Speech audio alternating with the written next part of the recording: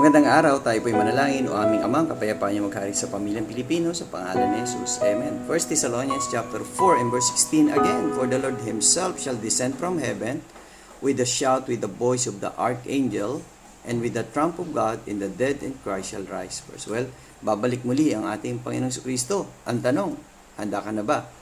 Tinanggap mo na ba siya bilang yung Panginoon at tagapagligtas? Kaibigan, kung hindi pa sundan mo ang panalangin na ito, sabihin mo sa oras na ito, Panginoon, ako po'y naniniwala na kayo ay namatay, inilibing at nabuhay na magmuli para sa aking kaligtasan.